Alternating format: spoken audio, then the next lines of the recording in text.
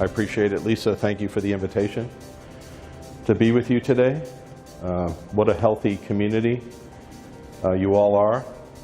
Let me focus on transportation projects that are coming your way.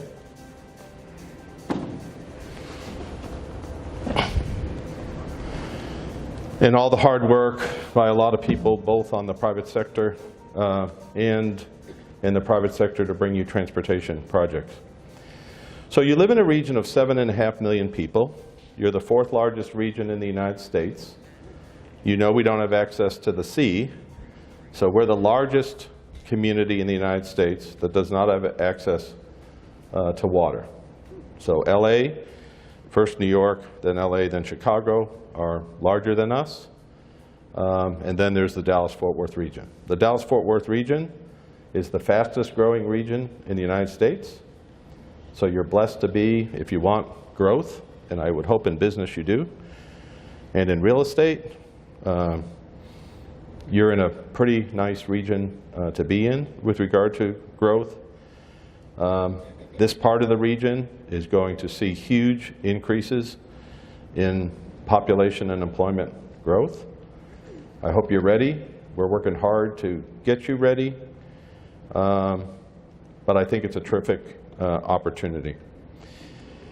We have great partnerships with the county, with the cities in this part of the region. We have a great relationship with our congressional representative, and Ms. Granger. She's a great champion for what it is we're trying to do. TxDOT is very much our partner, as you'll see in the projects that we're doing. I work hard every day to create a grassroots, bottom-up consensus building process on what it is we should do. And you've been terrific partners in that process, either through the Denton County Bond Program or public meetings or other things that we hold. I'm going to highlight transportation projects, but I am going to give you a challenge. And I think you've already figured out your challenge, because your speaker next month is part of this particular challenge. But as you grow, you're going to have to create schools. They're going to have to be properly located. They need water. They need sewage treatment access. And a lot of your eastern part of Parker County, you do not have that. So as a business, this is a potential threat for you. So I encourage you to engage in that process to make sure you're locating schools correctly, integrating this into the fabric of your particular community. So I will end with that issue, but walk you through some of these initiatives. If you turn to the first map, please. These are the projects I'm going to flag. These are the projects that are funded, all interesting partnerships to produce them. The Rick Williamson Memorial Highway, he was a personal friend to me, a great resident of this particular community. It's an honor to work on his projects.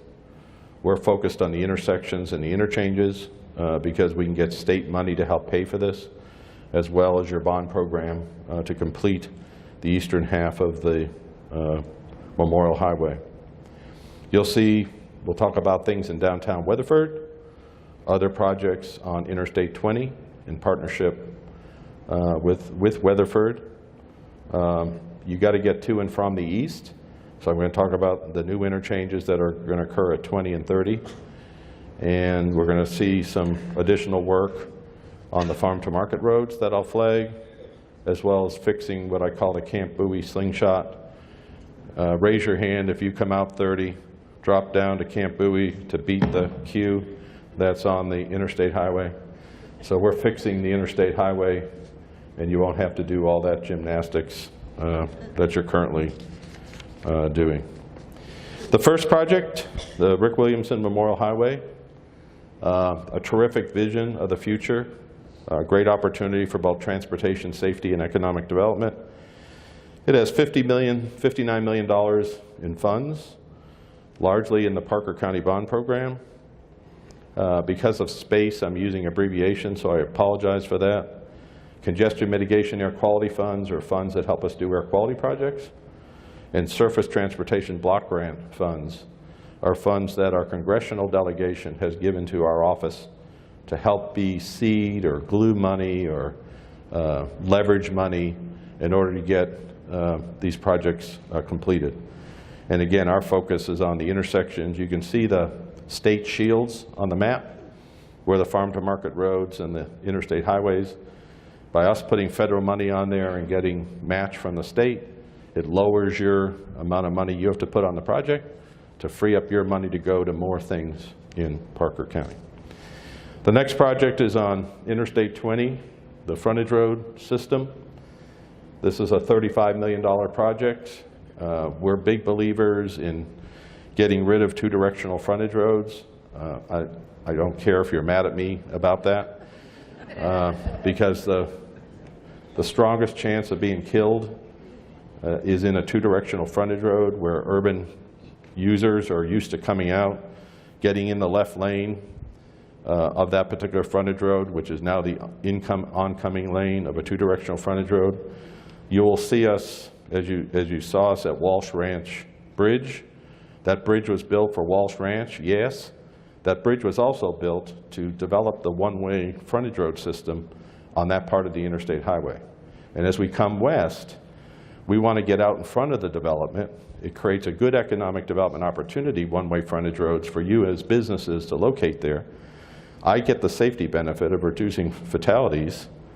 We'll take the heat that has to occur because people's route will change, but I have to build the bridges because I don't think it's fair for you to have to go all the way around 2 or 3 miles.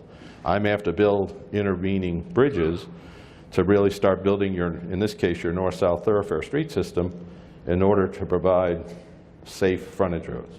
So safe frontage roads don't come at huge circuity for you as users. You hold us accountable of putting the intermediate bridges in as we continue to try to do that. A lot of that is in this particular project, originally initiated by the city. We're picking up some funding pieces to get it done, $35 million. Proposition 1 is state money that you voted on as citizens in the propositions. Our philosophy is citizens across the whole state voted on Prop 1, so you all should be getting Prop 1 revenues. Surface transportation block grants are the congressional revenues we put to leverage and put glue on these projects to get them completed. And then Category 1 funds are funds that are dedicated to the interstate highway system, which obviously Interstate 20 is there. You see this theme of continuous one-way frontage roads. We're going to put in the new bridge at Center Point Road as part of that circuity solution that I was talking about earlier. The next slide's on Walsh Ranch. It isn't just Walsh Ranch that's coming. There's lots of big developments that are there further to the southwest and further to the west, as well as just individual construction of businesses and population. It's a planned community, very well done, been thought about and sequenced over a 20-year period. We're focusing on new interchanges at 20 and 30, so we can go both directions instead of having the wide connection only going in certain directions to provide better accessibility. We want the new interchange to occur on Interstate 20, so you don't have really odd travels. We want the most efficient travel. It'll build this north-south thoroughfare street through the Walsh Ranch development. Lots of revenue in $30 million. Category 4 funds are funds the TxDOT district is putting on these particular interchanges. So we will sit and say, is it better to use our federal funds, use state funds? We're not asking you to be an expert in the funding, but I want you to see how we take our name badges off and get to the chase with regard to solving these particular issues. Next one is I-30 at Chapel Creek Boulevard, major safety program. This project is under construction. I saw it coming out again today. It's part of a much bigger initiative on Interstate 30. If you notice those old location of the columns versus where the new retaining wall is going, that is the restriction that we have that prohibits our ability to widen Interstate 30. So we're taking out the horizontal restriction introduced by the column placement of the previous bridge, so we can go ahead and make the Interstate 30 improvements. Those Interstate 30 improvements are to solve the Camp Bowie slingshot problem, where Interstate 30 drops down to 2 lanes and then is increased in the number of lanes again. It's a section of the freeway that needed to be improved a long time ago. Those revenues weren't available until the passage of these propositions. It's going through environmental clearance. We held lots of town hall meetings in those neighborhoods. This is your major gateway back into Fort Worth. So even though these aren't directly within the geography of your chamber needs access to and from its boundaries, and you obviously realize that, both in trucks, business opportunities, citizens. You have a beautiful terrain. I think there's ecotourism opportunities in this part of the region, and we got to get people safely to and from there, and why these improvements are done. This is an $82 million project. These are federal funds that you have paid into your gas tax. When you pay your federal gas tax, the Regional Transportation Council is putting them on the improvements of this interstate highway program. There are others. I'm just going to flag the first page and just tell you generally, if you go to the next slide, that's the Interstate 30 project. I apologize. This is the project that has the $82 million in transportation revenues. If we go to the next slide, I'll touch on some others. US Highway 180, excuse me. It is to work on lots of sections, including the downtown section. I don't want a gas drilling water truck to go through the courthouse. That roadway is pretty close to the courthouse. 180 is obviously a major east-west facility. We're working with the city to provide a bypass of that downtown section, create a more walkable downtown, pulling the cars further from the courthouse facility. Farm to Market 51, 1884. When we hold public meetings out here, we have the citizens put stickers on where the biggest problems that they have. We obviously go back and pull the navigational data and cell phones. When you travel, your cell phone is traveling with you at a certain speed. We can read the speed of your cell phone is traveling. We don't read what you're doing on your phone, nor do we care. We collect all the speeds of navigational systems on cars and phones to identify where these bottlenecks are, and then work on eliminating those particular bottlenecks. We'll continue to work on 1187. We've been spending money on that particular facility just east of the Aledo High School, and working on new interchanges that could create, I think, huge safety benefits associated with transportation. All of you, you obviously know Lisa, so you can send information to Lisa, or she can give you my email address. Where there are spot problems with regard to capacity, lane drops, signals that aren't working right, areas that need signals, you've inherited an old system, and we got to start bringing signal progression. In Aledo, we're tying the traffic signals into the train so we don't keep queuing up cars when the train crossing is down. There's technologies that we're using across the region. We'd like to bring them to your county. So this isn't a one and done presentation.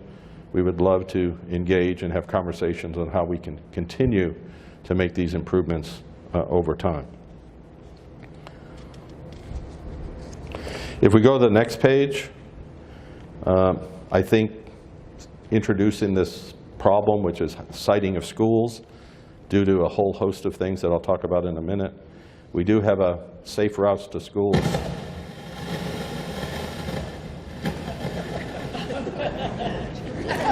Safe Routes to Schools program, where we do a call for projects, encourage neighborhoods and schools to connect the dots to get their precious cargo to and from that school.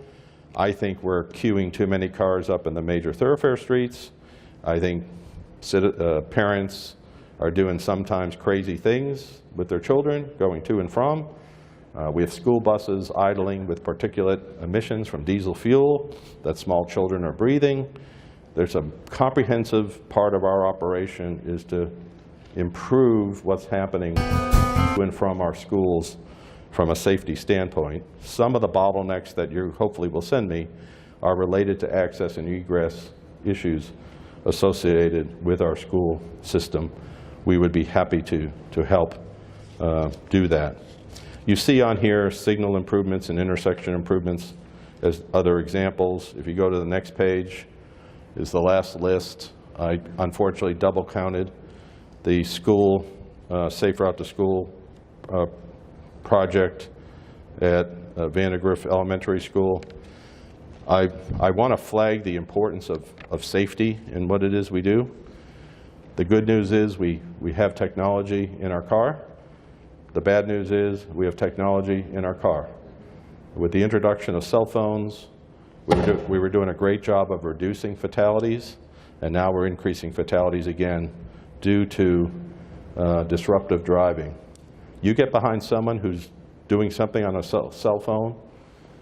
We teach the police and fire the freeway management classes, where I, a police chief and a fire chief, will teach the classes to the first responders.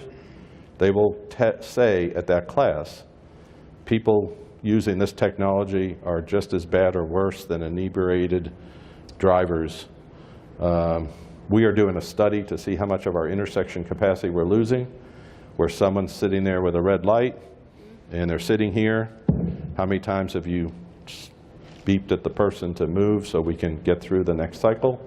This is not how we're supposed to be driving couple-ton machines around the region. We now have technology where the wireless traffic controllers will communicate into the dashboard of the car when that traffic signal turns green, so we can get more and more people off their phones looking at their dashboard. My traffic signal is going to turn green in 12 seconds. See if we can gain back some of this lost capacity that we have at our intersections. I brought up this notion of ecotourism because of the beauty that you have in Parker County. I think it can come with this network of what we call a VeloWeb, a bicycle network. But bicycles are not for every single facility. So you have a lot of trucks, you have a lot of windy roads. We don't need all these bike users getting clipped by trucks on Saturday, because we can't do a good enough job saying here's a safe route for rural bicycle usage and here's a good place for trucks to go. We don't need to put everybody in the same square inch of the pavement at the same time. That's what planning and communication is to do. And we've had a horrible fatality of a bicyclist hit by a driver who dropped their phone on the floorboard, grabbed it, drifted into the frontage road, and killed that person in Parker County. We got to do a better job of communicating. We engineer projects, we also educate, and then we hire police to enforce. So engineering, education, and enforcement, you got to help me pick the right tool for the right situation. So as we advance bicycle and pedestrian networks, we're doing it in a safe way. Let me end with your challenge.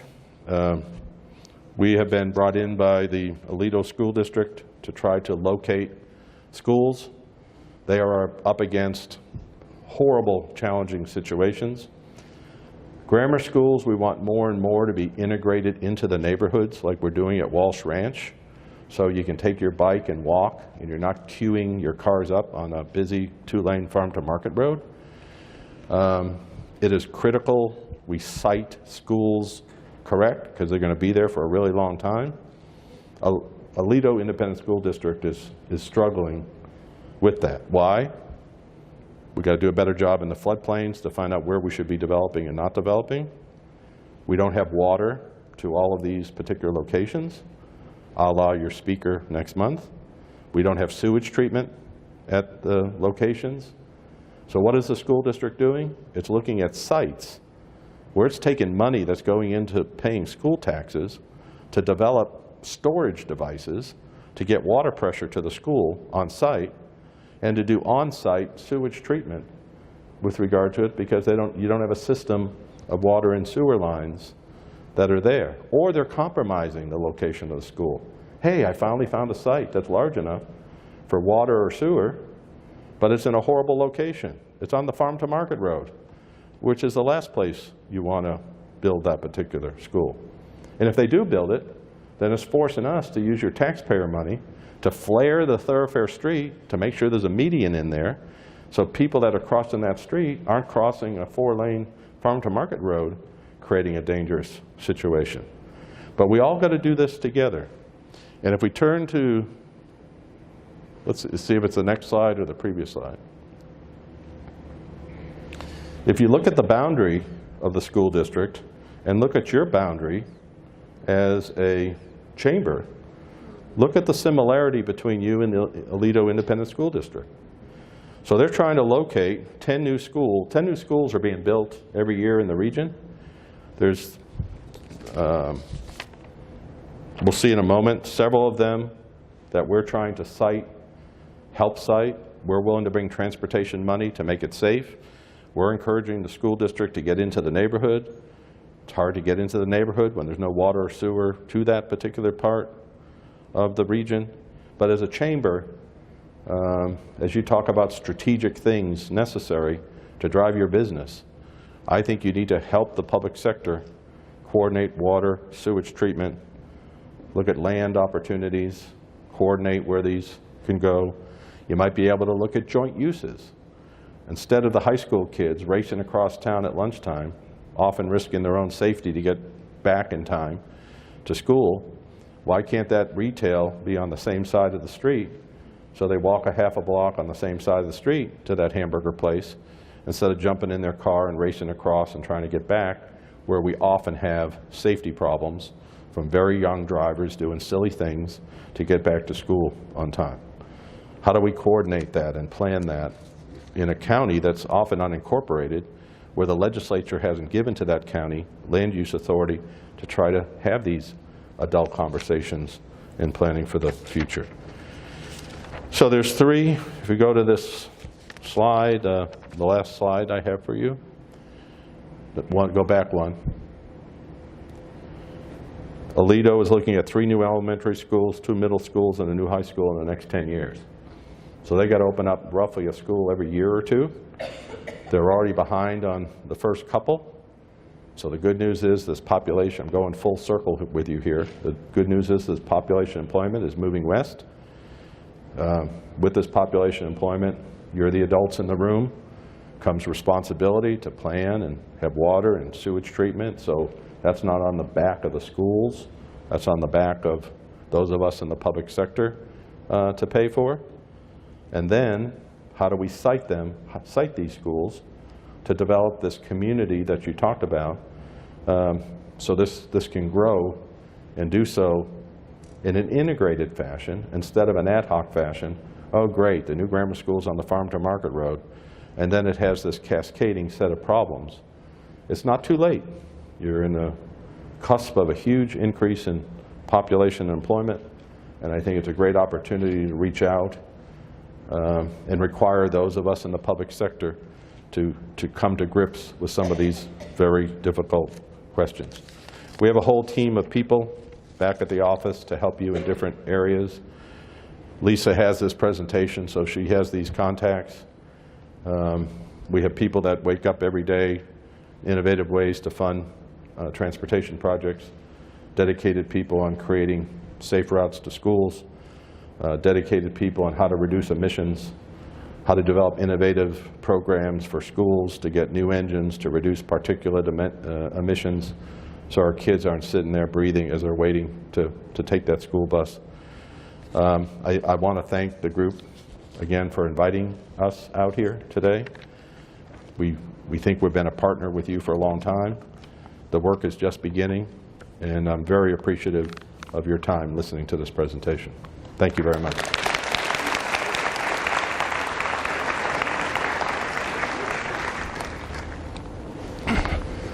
There you go. Thank you. Thank you. You probably turned it on. Thank you, Mike. Yeah, anybody have questions? I'll take questions. Yes, sir. Yes, sir. Can you give us an idea on, talking about the traffic counts, being able to follow through our phones, can you give us an idea, rough numbers on what our traffic count is on I-20 right now, what you might project it to be 10 years out from now, all things considered? So I haven't looked at it recently. You're at probably 100,000 vehicles a day on Interstate 20, 80 to 100,000. We project every year out to 2045. We just approved our new mobility plan. So we put in the population employment. That drives a whole bunch of activities that we then simulate on the system. Clearly, as you approach the Walsh Ranch Bridge, you're sitting at numbers approaching 120. But that's an underreported number because there's probably 10 or 20,000 people not using that particular section. You're growing, your traffic's growing at 4 to 5% a year. You have a 80% growth in Parker County in this time frame. So your chamber will be twice as big as you move forward. And I don't think we're late. You know, if you look at the traffic on Interstate 20, you see it building. But I think we need to use our imagination more. Why do all of our trucks have to hog peak period space when we're trying to get to work?